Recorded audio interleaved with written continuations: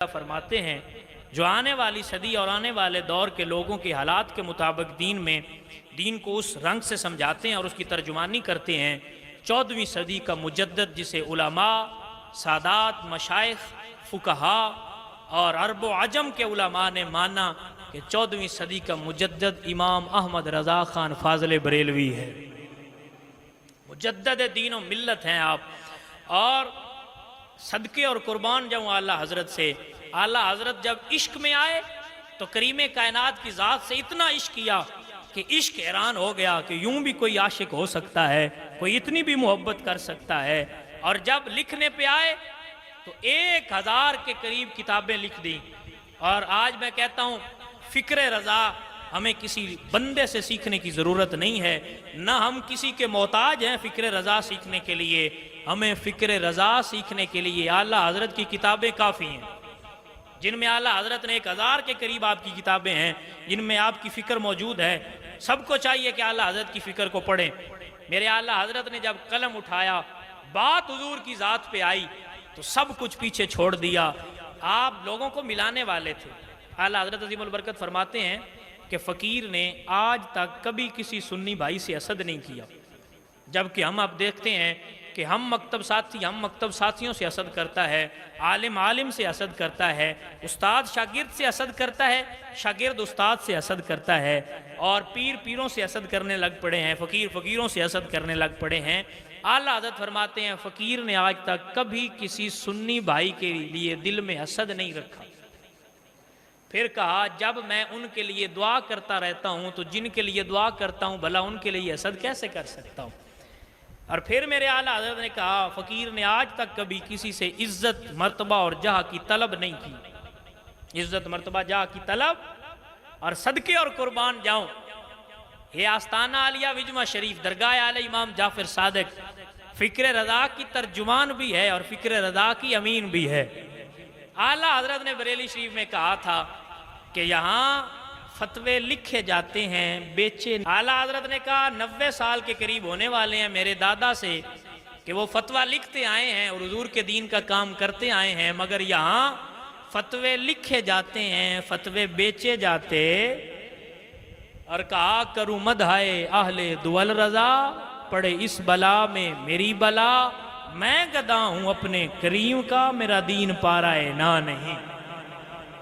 हम दीन माल के लिए बिकने वाले नहीं हैं। हमारी नज़र सुए तैबा रहती है, हमारी फ़िक्र, हमारी सोच। कहा बिलाल ने कहा हमारा तो सब कुछ है ही मदीने, हमारा तो सब कुछ। और कहा जानो दिल होश व खिरद सब तो मदीने पहुँचे, तुम नहीं चलते रज़ा सारा तो सामान गया। और आला हज़रत की खूबियाँ बयान करने पे आ जाऊँ तो क्या क्या शान है जो मैं बयान करता जाऊँ और वक्त ना मिले, वक्त ख़त्म हो जाए, स्याहियाँ ख़त्म हो जाएं।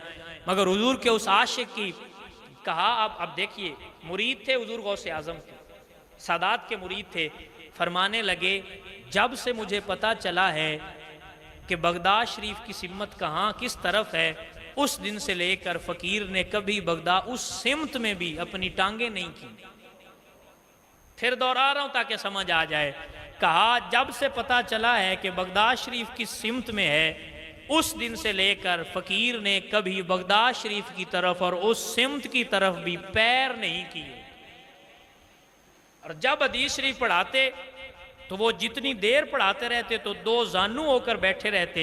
जब कोई आके कहता हुजूर मैंने नात सुनानी है तो आप फौरन अत्तहियात की शक्ल में बैठ जाते, हाथ बांध लेते और सर नीचे झुका लेते।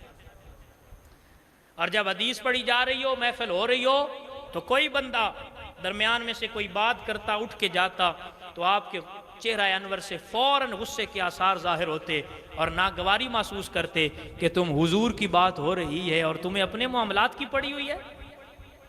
सदके और कुर्बान जाऊं, इतना इश्क और मोहब्बत था कि हुजूर की औलाद से इतनी मोहब्बत थी कि हुजूर गौसे आज़म के मुरीद भी थे और फिर अपने आस्ताना मारहारा शरीफ मुरीद थे। सैयद आले रसूल मार हरवी रहमतुल्लाह ताला अलैह के मुरीद थे। हुजूर से इश्क इतना था कि हुजूर के बेटों से इतनी मोहब्बत करते थे कि एक मरतबा सैयद आले रसूल मार हरवी रहमतुल्लाह ताला अलैह ने कहा अहमद रज़ा हमें यहाँ चौकीदारी के लिए कुत्तों की जरूरत है। चोर उचक्के आ जाते हैं, कहा हुजूर हाजिर हो जाएंगे, हुजूर हाजिर हो जाएंगे। अगली दफा अपने बेटों शहजादों को साथ लिया और अपने मुर्शिद सैयदजादे की चौखट पे हाजिर हुए और कहा हुजूर आपने कहा था 2 कुत्तों की जरूरत है कि वो रखवाली करें, हुजूर ये मैं अपने बेटे ले आया हूं, रखवाली भी करेंगे साथ आपकी खिदमत भी करते रहेंगे। फिर हुजूर गौसे आजम की बारगाह में अर्ज करते हुए कहा तुझसे दर, दर से सग, सग से है मुझको निस्बत, मेरे गले में भी है दूर का डोरा तेरा। कहा हम तो सादात के दर पे बैठे हुए कुत्तों से अपना वास्ता कर लें तो हम इस पे भी फख्र महसूस करते हैं। ये है फिक्र रजा। ये क्या है? ये है फिक्र रजा, सदके और कुर्बान जाऊं। और सबसे अहम पहलू जो आला हजरत का मैंने देखा जो नुमाया है, जो कम नजर आता है और नापैद है, और लोगों बाकी जो हम गुजरे हैं, बाकी चीज उलमा बाकी भी हम पढ़ते रहते हैं, मुताला करते हैं, उनमें से नायाब है। और आज के दौर में तो बहुत नायाब हो गया कि आला हजरत को हुजूर की ज़ाते पुरअनवार पर यकीन कामिल था।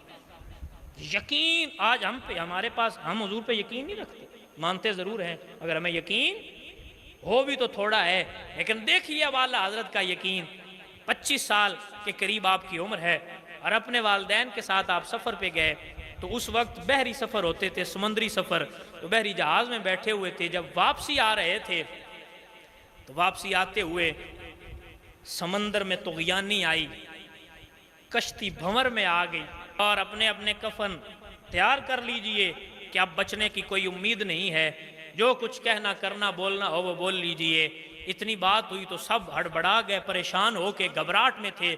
आला हजरत बड़े मुतमईन, आला हजरत बैठे हैं और बिल्कुल मुतमईन हैं, और अपनी वालिदा माजिदा को कहा अम्मी जी परेशान ना हो, अल्लाह की कसम हमें कुछ भी नहीं होगा। वालिदा परेशान ना हो, अल्लाह की कसम मुझे हमें कुछ भी नहीं होगा। थोड़ी देर गुजरी, घंटा 2 जितने भी गुजरने, तूफान थम गया और कश्ती आगे निकल पड़ी। अब आपकी वालिदा ने वो बात आपके वालिद को बताई तो आप आए, तो आपने कहा तुझे कैसे यकीन था कि ये हमें कुछ नहीं होगा? कहा मैंने हुजूर की हदीस पढ़ी थी, हुजूर ने फरमाया जो सफ़र पे निकलते हुए ये दुआ पढ़ ले उसको भी कुछ नहीं होगा, वो खैर सलामती से वापस आएगा, उसके पिछलों की भी खैर हो जाएगी। जब मैं घर से निकलने लगा तो मैंने वो दुआ पढ़ ली थी। सारी दुनिया झूठी हो सकती है, मेरे हुजूर का कौल सच है। जब हुजूर ने कहा जो ये दुआ पढ़ ले उसे कुछ भी नहीं होगा, तो मैं दुआ पढ़ के आया था। अब दुनिया इधर भी हो जाए तो मुझे कुछ भी नहीं हो सकता।